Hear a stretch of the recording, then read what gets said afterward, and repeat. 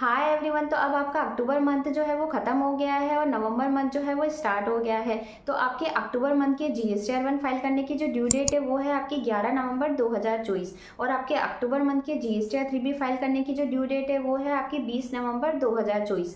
तो अब in due date के अलावा एक ड्यू डेट और है जो कि आपको नवंबर मंथ जो है उसमें स्पेशली ध्यान रखनी है और वो है 30 नवंबर 2024।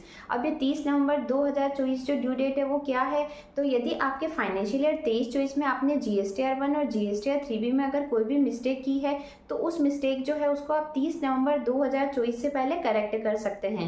अब आपके GST लॉ में सेक्शन 16 सबसेक्शन 4 में ये लिखा है कि आपकी एनुअल रिटर्न फाइलिंग की ड्यू डेट और 30 नवंबर दोनों में से जो भी पहले हो उस टाइम तक आप अपने GSTR-1 और GSTR-3 भी जो है उसमें करेक्शन कर सकते हैं। लेकिन एक्चुअल में देखा जाए तो आपके लिए करेक्शन की जो ड्यू डेट है वो GSTR-1 के केस में 11 नवंबर 2024 और GSTR-3 के केस में आपकी 20 नवंबर 2024 ही रहेगी। और साथ ही अब आपके GST पोर्टल पर फाइनेंशियल ईयर 23-24 से रिलेटेड GSTR-9 और GSTR-9C के फॉर्म जो है वो भी एक्टिव हो गए हैं और उसको फाइल करने की जो लास्ट ड्यू डेट है वो है आपकी 31 दिसंबर 2024। तो आपको अपने GSTR-1 और GSTR-3 भी जो है उसमें पहले करेक्शन करने हैं और उसके बाद आपको अपनी GSTR-9 और 9C जो है वो फाइल करनी है। और GSTR-9 और 9C फाइल करते समय आपको जो आपने GSTR-1 और GSTR-3 में करेक्शन किए हैं वो भी आपको कंसिडर करने हैं।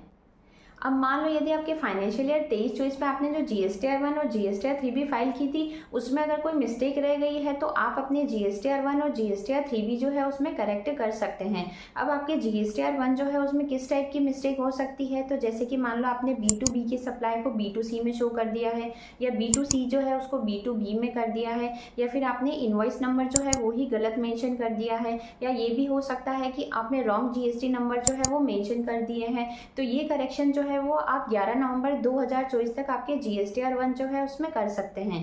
अब GSTR-3 भी जो है उसमें आप किस टाइप की मिस्टेक जो है उसको करेक्ट कर सकते हैं, तो यदि आपने ITC से रिलेटेड अगर कोई मिस्टेक की है या फिर आपने आउटवर्ड सप्लाई के केस में टैक्स जो है वो अगर रॉन्ग कैलकुलेट किया है तो उसको भी आप करेक्ट कर सकते हैं 20 नवंबर 2024 से पहले।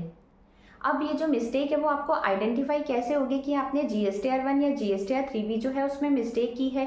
तो सबसे पहला काम आपको क्या करना है, आपको अपने GSTR-1, GSTR-3B, GSTR-2A, GSTR-2B और आपका जो बुक्स का डेटा है इन पांचों डेटा को आपको रिकनसाइल करना है, क्योंकि जब आप इन पांचों को रिकनसाइल करेंगे तभी आपको मिस्टेक जो है वो आइडेंटिफाई होगी।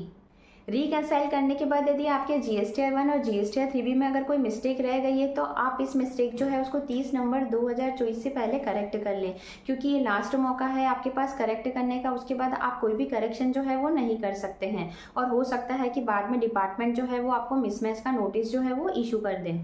और ये करेक्शन करने के बाद ही आपको अपनी एनुअल रिटर्न जो है वो फाइल करनी है और उस एनुअल रिटर्न में इन करेक्शन जो है उसको भी कंसीडर करना है। और साथ ही एक चीज़ आपको ध्यान रखनी है कि 30 नवंबर की जो ड्यू डेट है वो आपके मंथली रिटर्न और क्वार्टरली रिटर्न दोनों के केस में सेम रहेगी। तो आई होप आज की जो ये वीडियो है वो आपके लिए काफ़ी यूजफुल रही होगी। तो आप खुद तो देख ही रहे हैं, बाकी लोगों को भी आप शेयर कर सकते हैं ताकि वो ये लास्ट डेट जो है उसको मिस ना करें। तो वीडियो पसंद आई हो तो चैनल को लाइक शेयर एंड सब्सक्राइब करना ना भूलें। Thanks for watching.